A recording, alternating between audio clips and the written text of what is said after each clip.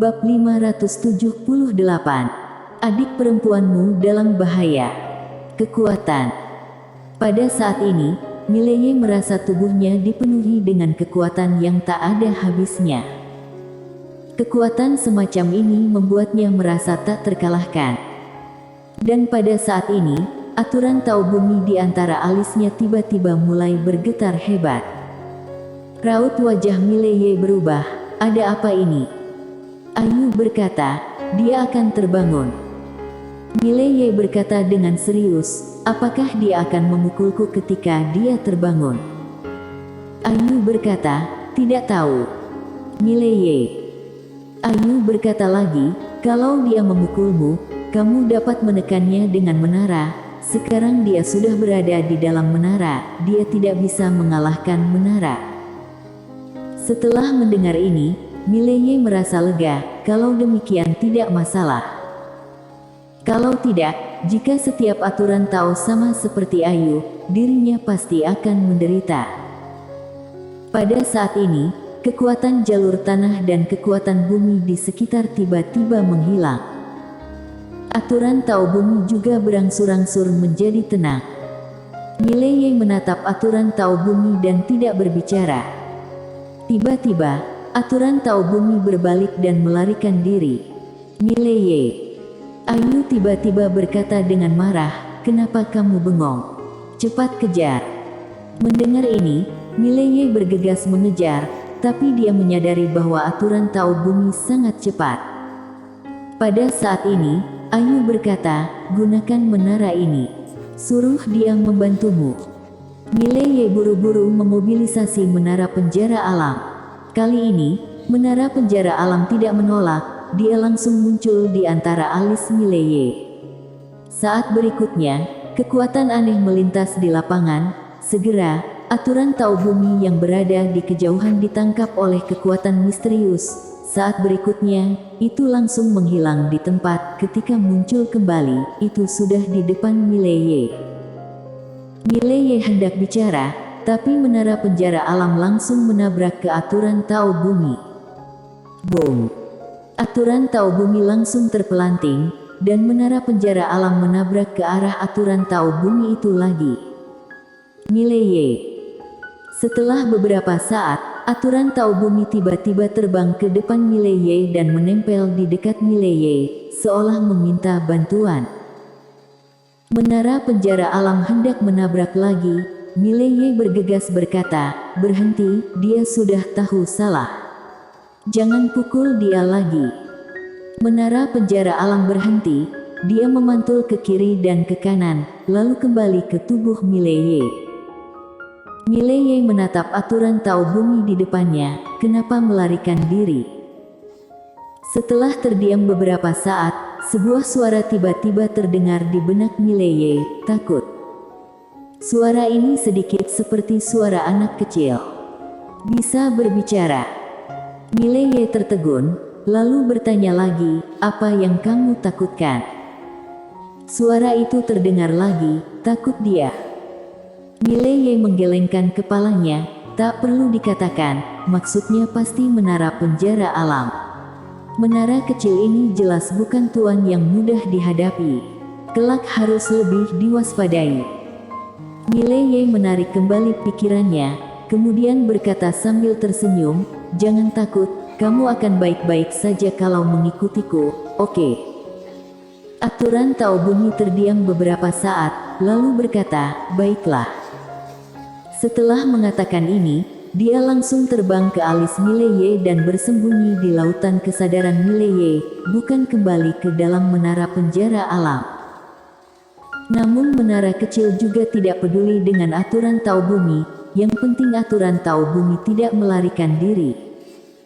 Pada saat ini, Ayu tiba-tiba berkata, sekarang dia dapat menyatu dengan jiwamu, dengan kata lain kamu dapat sepenuhnya meminjam semua kekuatannya, tentu saja, kamu harus menggunakannya dengan tepat. Mileye tampak bingung, maksudnya.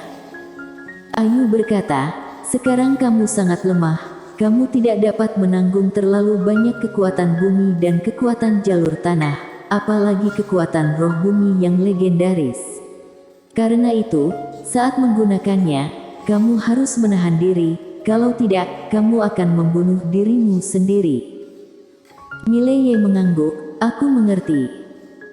Setelah mengatakan itu, Mileye dengan hati-hati merasakan aturan Tao Bumi dalam kesadaran ilahinya. Harus diakui, kekuatan semacam itu benar-benar menggoda. Namun, ini bukan kekuatannya sendiri. Karena tanpa aturan Tao Bumi, Mileye tidak akan memiliki beberapa kekuatan ini. Dengan kata lain, itu masih merupakan benda asing. Dan sekarang, Mileye masih belum bisa melepaskan benda-benda asing ini. Tidak peduli apakah itu aliansi Ordo atau keluarga Tang, mereka semua jauh lebih kuat darinya. Dalam situasi seperti ini, kalau dia masih melepaskan benda asing, dia benar-benar hanya akan menunggu mati. Seolah teringat sesuatu, Mileye bertanya, "Nona Ayu, aturan Tao-mu apa?" Mileye juga sangat penasaran dengan Ayu. Ayu berkata, "Bukan urusanmu. Sudah kubilang, jangan mengganggu konsentrasiku, jangan pernah berharap kalau tidak aku bunuh kamu." Mileye menggelengkan kepalanya sambil tersenyum. Wanita ini benar-benar pemarah, sangat mirip dengan Dewa Agung Erlu waktu dulu. Dewa Agung Erlu. Ngomong-ngomong, Mileye menyadari bahwa dirinya sedikit merindukan Dewa Agung Erlu. Tidak tahu kemana dia sekarang. Setelah beberapa saat, Mileye menggelengkan kepalanya dan hendak pergi, tapi pada saat ini, ruang hampa di depannya tiba-tiba bergetar. "Cepat kembali ke kota Senwu. Adik perempuanmu dalam bahaya. Adik perempuanmu dalam bahaya." Setelah mendengar kalimat ini, raut wajah Mileye berubah drastis. Saat berikutnya, dia langsung menghilang di tempat. Mileye sangat akrab dengan orang yang menyampaikan pesan tersebut. Dia adalah Lydia Tang yang pernah Mileye lepaskan. Aula utama keluarga Tang. Di aula, semua master dari keluarga Tang berkumpul. Pemimpinnya adalah Richard Tang. Di bawah, Lydia Tang berkata, "Aku mendapat berita yang bisa diandalkan, aliansi Ordo akan menyerang kota Senwu." Edward Tang berkata sambil tersenyum, "Lihatlah, kita tidak menyentuh kota Senwu, aliansi Ordo yang menyentuhnya."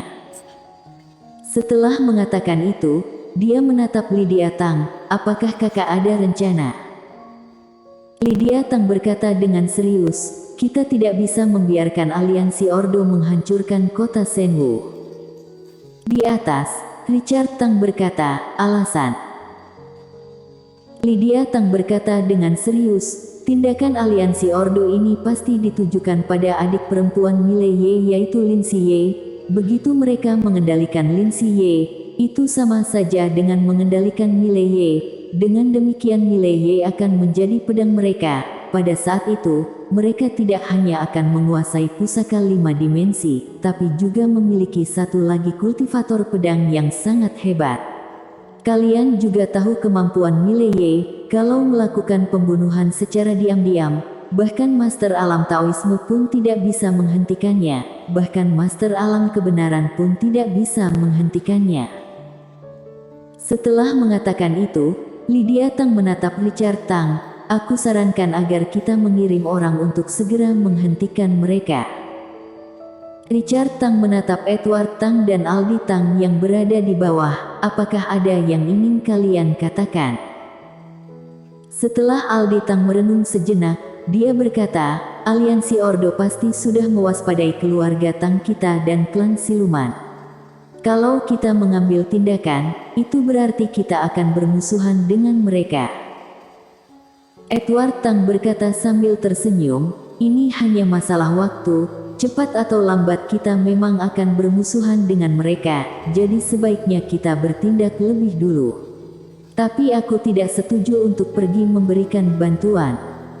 Semua orang menatap Edward Tang.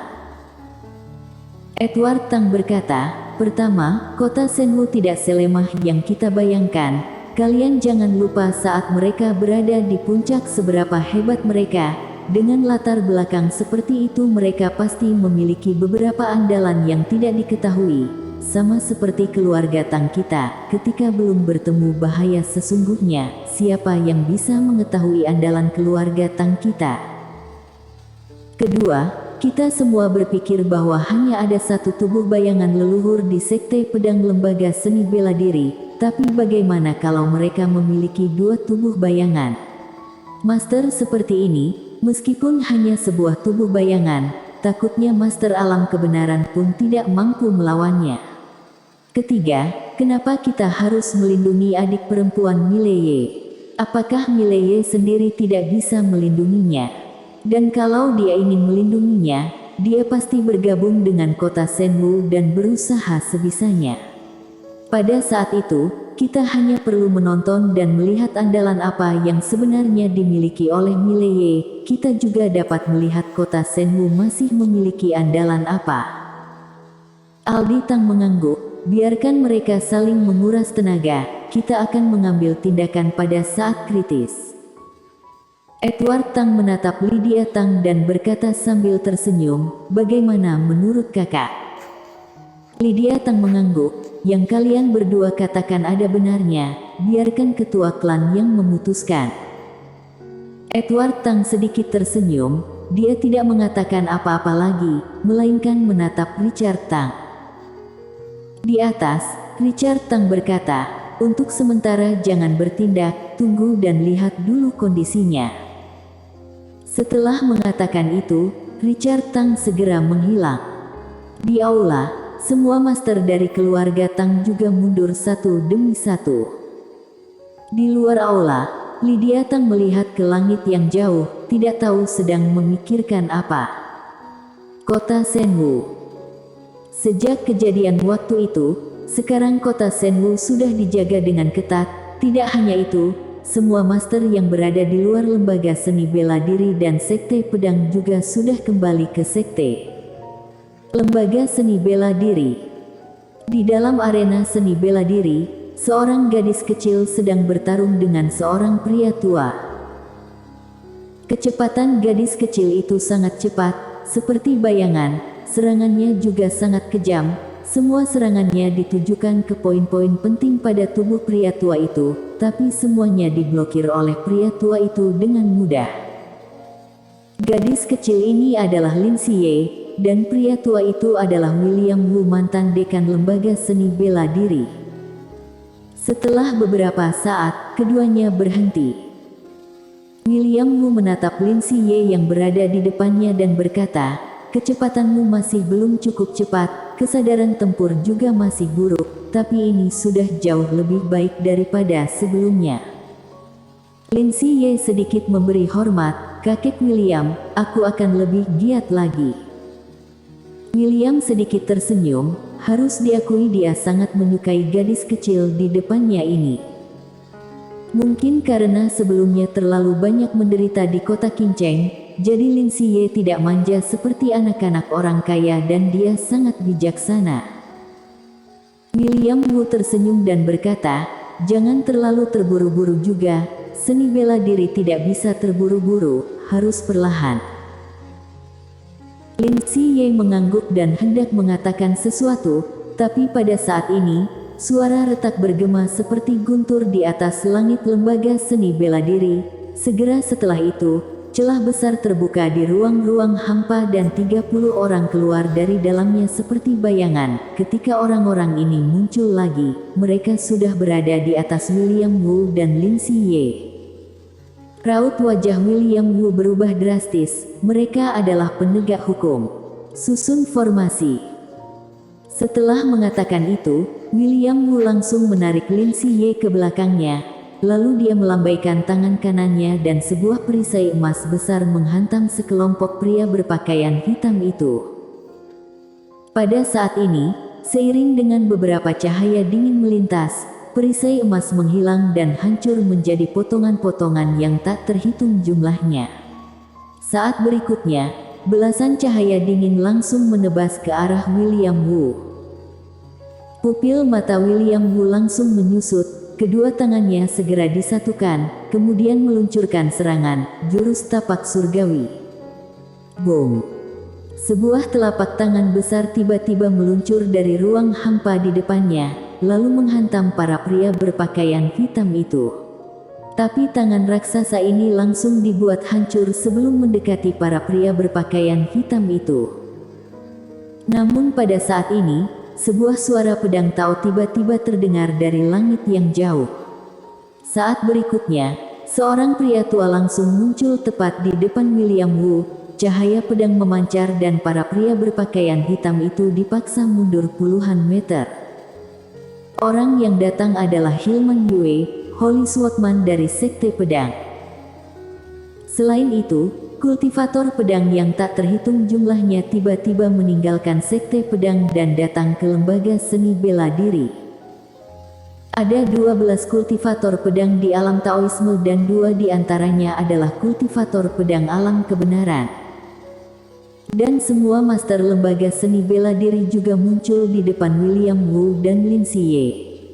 Kemudian Lady An, Serjan Mo dan yang lainnya juga muncul. Di udara, Farhan Qin menatap orang-orang di bawah, tidak ada jejak emosi di matanya, bunuh. Tidak ada omong kosong apapun. Bersambung.